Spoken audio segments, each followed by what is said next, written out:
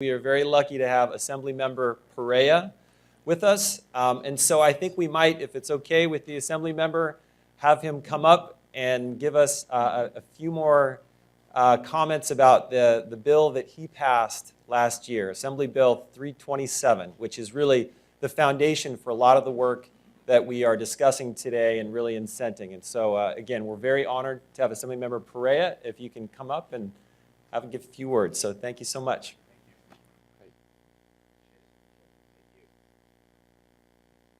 Well, good morning, everybody.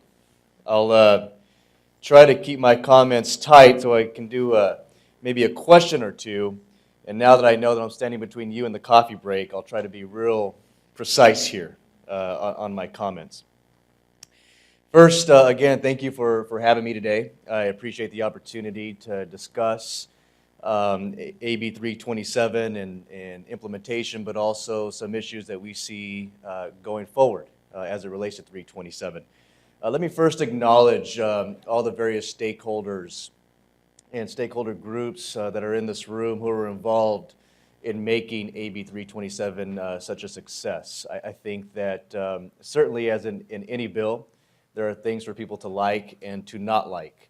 But what I think is important with the outcome of AB 327 is that the stakeholders got together and argued their interests as opposed to their position, which allowed everybody to stay focused on what truly mattered to them.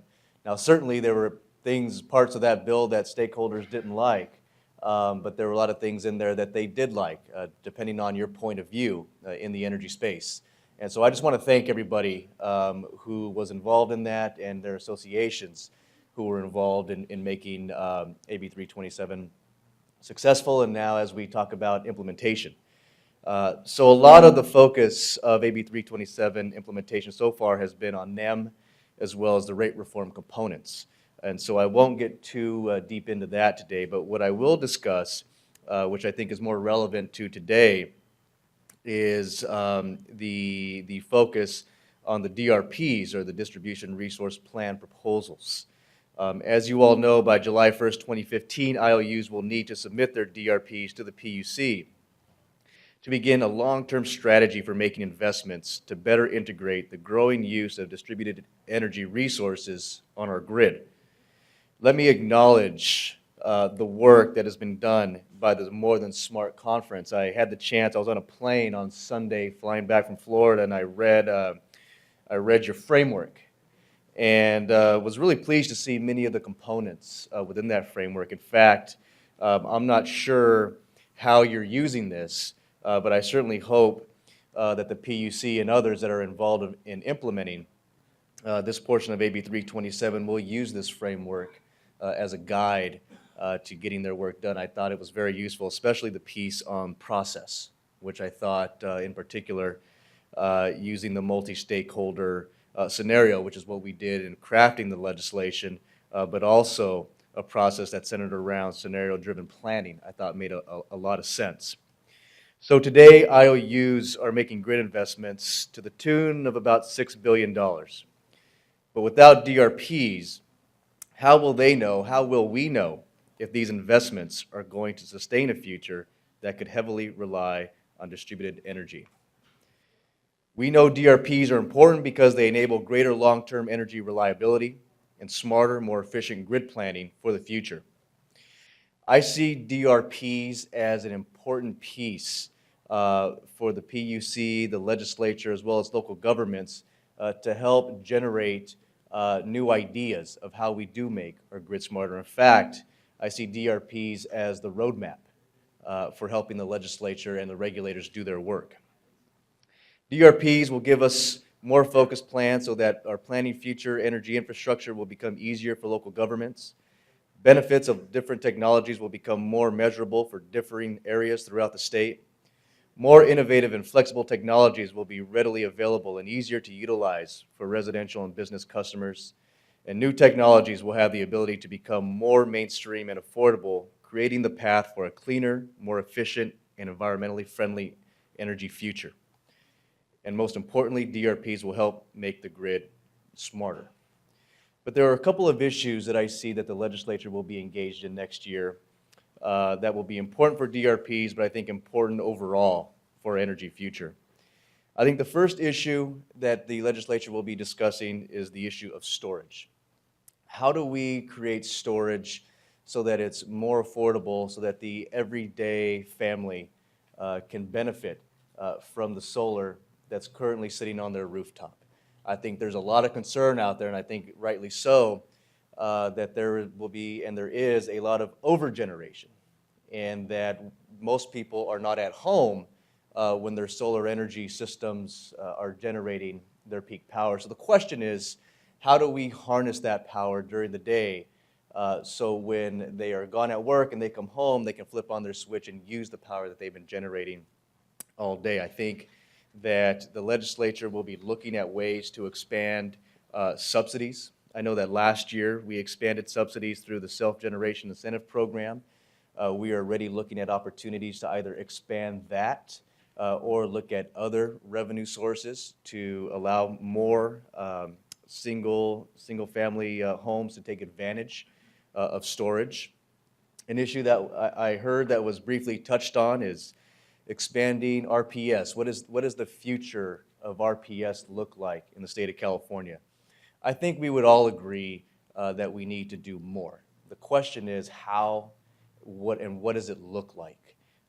Now, in addition to being a member of the legislature, one of the unofficial roles that I hold is as chairman of the New Democrats. The New Democrats are a growing bloc of moderate Democrats who represent mostly inland communities. If I had to describe who we were, we represent sort of your old-fashioned blue-collar Democrat constituency in the state of California. There is a growing interest for our bloc of Democrats who would like to see more renewables, who want to see the jobs that are created from renewables and creating a smarter grid, and all the things that we want to do to move away from fossil fuels. But we have to think about cost and reliability. In fact, that's what started the conversation around AB 327 was sort of the way the tiers were structured and the way the various cost drivers were impacting different customers throughout the state, is how do we create a system that accomplishes all the environmental goals that we want to accomplish, but do it in a way where families can still afford to pay the bill. And so that's going to be the question that we will be asking as we talk about RPS on a go-forward basis. So we're supportive. We want to see something happen there. But we have to think about cost and reliability as we move forward. The last issue that I'll mention, and I'd be happy to answer a few questions, and this is something near and dear to my heart, and that is electric vehicle infrastructure. It's what is the best way to deploy this infrastructure so that everybody has a chance to take advantage of these new technologies that are coming to our marketplace. Some of you who follow not just the electric space but also the fuel space know that I, along with the New Democrats, the moderate Democrats, led an effort this year to delay fuels coming under the cap. And there were two reasons for doing that. One of which was just its cost. I mean, we were concerned that we represent constituencies, specifically constituencies like mine, where most of my constituency is rural, farm worker, undocumented, is how are they going to pay for the increase that folks are saying could potentially happen at the pump? So sort of argument number one was cost increase. How do poor people how do they absorb those costs? But the second part of that piece, which is now being discussed of that debate, is, okay, well, if we're going to do this and we're going to generate $2 to $3 billion of new revenue coming into the state, where and how does that money get spent? So circling back to EVs, fewer than 2% of all electric vehicle rebates were redeemed in the San Joaquin Valley Air Basin. Now, in the San Joaquin Valley, we were often used as the poster child for the reason behind alternative fuels and renewable energies because of our air quality problems. In fact, in San Joaquin Valley, I believe we have, depending on the standard and the day, we are typically either the second or the third dirtiest air basin in the country. So we know we need new technologies. We know we need alternative fuels and renewable energies to help us clean our air. The question becomes a question of equity, and not only in terms of how these policies are written, but where the funding streams go to once they start coming into the state, to make sure that if the Valley is going to be used as the poster child and as the reason why we need to move forward in certain directions, then we should also benefit from those policies that our constituents are paying into as well. And so that is the debate in which I think we will be discussing. I think as we look forward next year to the issue of energy, a lot of it is going to be driven by climate change, but it's also going to be driven by this question of equity. And so as you all go back into your space and think about sort of your role going into next year's debate, I would ask that you keep this idea of equity in the back of your mind, because there are people who are hurting every day, who want to breathe cleaner air, who want to drink cleaner water, who want to pay less for fuel and drive an electric vehicle, but they just can't afford it right now. So the question is, how do we get this technology, these new technologies, into the hands of more people so that everybody has the opportunity to benefit and not just certain portions of the state? And so that is a question, and that is something that I know the moderate Democrats will be leading on. We plan on coming up with alternatives and policy papers to help guide the discussion next year, so that we can meet these dual goals of improving the environment, but also building the economy. And so having said that, I would be happy to stop there, because I don't want to eat too much into your break, and I'd be happy to take a question or two before we go. So we'll probably take one question. Does anyone have a good question for the Assemblymember? I'm sure there's many. I hope you were listening. There was a lot that the Assemblymember just said. One question before we go on a break in the back. Janice?